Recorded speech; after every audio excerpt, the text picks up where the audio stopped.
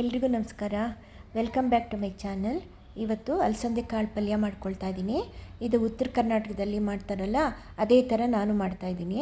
ಅದಕ್ಕೆ ಅಲಸಂದೆ ಕಾಳು ಹಿಂದಿನ ದಿನನೇ ನೆನೆಯಾಕೆ ಇಟ್ಕೊಂಡು ಅದೆರಡು ಸಲ ನೀರು ಬಗ್ಗಿಸ್ಬಿಟ್ಟು ಇವಾಗ ಅದನ್ನು ರೆಡಿ ಮಾಡಿ ಇಟ್ಕೊಂಡಿದ್ದೀನಿ. ಕುಕ್ಕರಲ್ಲಿ ಒಂದೆರಡು ವಿಷಲು ಉಪ್ಪು ಹಾಕಿ ಬೇಯಿಸ್ಕೊಳ್ತೀನಿ. ಅದನ್ನು ನೋಡಿ ಈಗ ಹಾಕಿಟ್ಟಿದ್ದೀನಿ. 2 ವಿಷಲ್ ಬೇಯಿಸ್ಕೊಳ್ಳೋಣ ಉಪ್ಪು ಹಾಕ್ಬಿಟ್ಟು.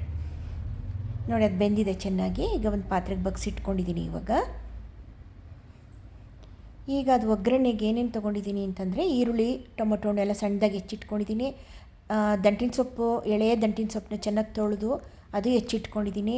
ಸಬ್ಸಿಗೆ ಸೊಪ್ಪು ಹೆಚ್ಚಿಟ್ಕೊಂಡಿದ್ದೀನಿ. ಕೊತ್ತಂಬರಿ ಸೊಪ್ಪು, ಸ್ವಲ್ಪ ಕಾಯಿ, ಆಮೇಲೆ ಹಸಿಮೆಣಸಿನ್ಕಾಯಿ, ಬೆಳ್ಳುಳ್ಳಿ ಮತ್ತು ಕೊತ್ತಂಬರಿ ಸೊಪ್ಪು ಹಾಕಿ ಒಂದು ಪೇಸ್ಟ್ ಮಾಡ್ಕೊಂಡಿದ್ದೀನಿ.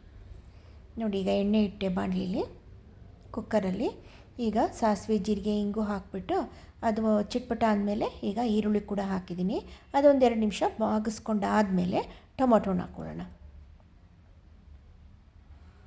ಇದು ಜೋಳದ ರೊಟ್ಟಿ ಜೊತೆಗೆ ತುಂಬ ಚೆನ್ನಾಗಿ ಹೊಂದ್ಕೊಳ್ಳುತ್ತೆ. ತುಂಬ ಚೆನ್ನಾಗಿರುತ್ತೆ ಪಲ್ಯ ಇದು.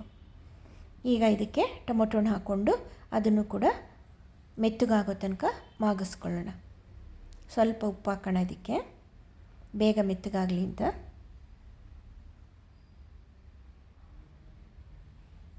ಇದನ್ನು ಚಪಾತಿ ಜೊತೆಗೂ ತಿನ್ಬೋದು, ಅನ್ನಕ್ಕೂ ಬರುತ್ತಿದ್ದು.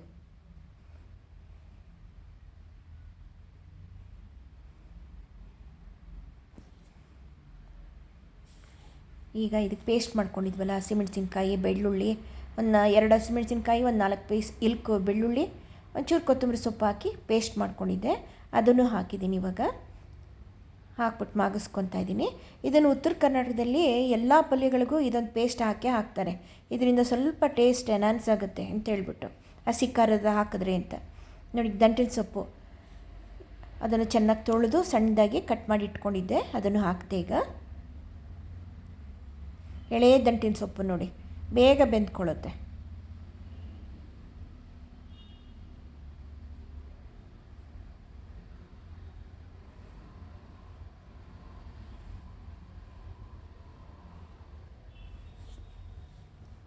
ಈಗ ಇದಕ್ಕೆ ಒಂದು ಸ್ವಲ್ಪ ಖಾರದ ಪುಡಿಗಳು ಏನೇನು ತೊಗೊಂಡಿದ್ದೀನಿ ಅಂದರೆ ಗರಂ ಮಸಾಲ, ಧನಿಯಾ ಪೌಡ್ರು, ಅರಿಶಿನ ಮತ್ತು ಕೆಂಪು ಮೆಣಸಿನ ಪುಡಿ ಎಲ್ಲ ಅರ್ಧ ಸ್ಪೂನ್ ತೊಗೊಂಡಿದ್ದೀನಿ.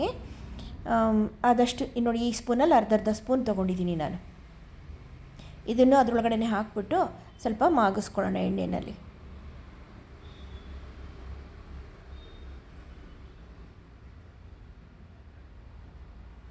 ಆದಮೇಲೆ ಇವಾಗ ನಾವು ಬೇಯಿಸಿಟ್ಕೊಂಡಿದ್ದೀವಲ್ಲ ಅಲಸಂದೆ ಕಾಳು, ಅದನ್ನು ಈಗ ಇದಕ್ಕೆ ಹಾಕ್ಬಿಡೋಣ.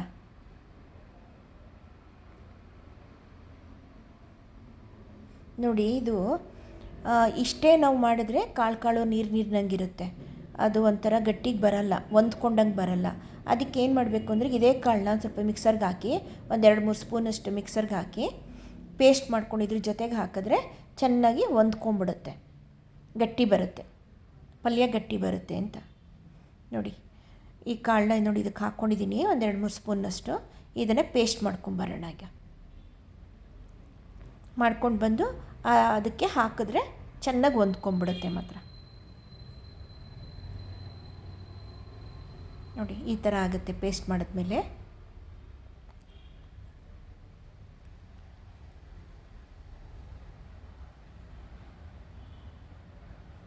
ಗಟ್ಟಿ ಬರುತ್ತೆ ಅವಾಗ, ಕಾಳು ನೀರು ಅನಿಸಲ್ಲ.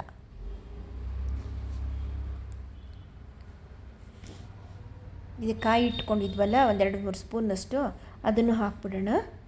ಅದು ಚೆನ್ನಾಗಿ ಕುದ್ಕೊಳ್ಳಿ.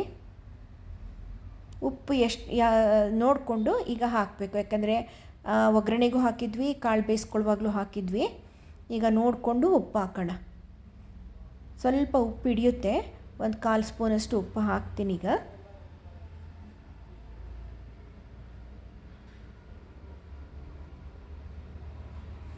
ಚೆನ್ನಾಗಿ ಕುದೀತು. ಇವಾಗ ಸಬ್ಸಿಗೆ ಸೊಪ್ಪು, ಕೊತ್ತಂಬರಿ ಸೊಪ್ಪು ಹಾಕ್ಬಿಡೋಣ. ಇದು ಹಾಕಿದ್ಮೇಲೆ ತುಂಬ ಹೊತ್ತು ಕುದಿಸೋಂಗಿಲ್ಲ, 2 ನಿಮಿಷ ಅದು ಆಫ್ ಮಾಡಿಬಿಡೋಣ. ಅದು ಕಾವಲ್ಲೇ ಸಬ್ಸಿಗೆ ಸೊಪ್ಪು ಮತ್ತು ಕೊತ್ತಂಬರಿ ಸೊಪ್ಪು ಮೆತ್ತಗಾಗತ್ತೆ. ಇದು ತುಂಬ ಕುದಿಸ್ಬಾರ್ದು. ಇದು ಹಾಕಿದ್ಮೇಲೆ ತುಂಬ ಕುದಿಸೋಕೆ ಹೋಗಬಾರ್ದು. ಸಬ್ಸಿಗೆ ಸೊಪ್ಪೊಂದು ಸಾರನೇ ಗೊತ್ತಾಗಲ್ಲ ಅವಾಗ. ಒಂಥರ ಟೇಸ್ಟ್ ಬೇರೆಯೇ ಅನಿಸ್ಬಿಡುತ್ತೆ. ನೋಡಿ ಆಯ್ತಾ ಬಂತಿದೀಗ. ಸ್ಟವ್ ಆಫ್ ಮಾಡೋಣ. ನೋಡಿ ಹೇಗೆ ಕಾಣಿಸ್ತಾ ಇದೆ ಅಂಥೇಳಿ. ಜೋಳದ ರೊಟ್ಟಿ ಜೊತೆಗೆ ತುಂಬ ಚೆನ್ನಾಗಿರುತ್ತೆ. ನಂಗೆ ಜೋಳದ ರೊಟ್ಟಿ ಮಾಡೋಕ್ಕೆ ಬರಲ್ಲ, ತರಿಸ್ಕೊಂಡಿದ್ದೆ. ನೋಡಿ ಇಷ್ಟೇ. ಓಕೆನಾ? Thank you.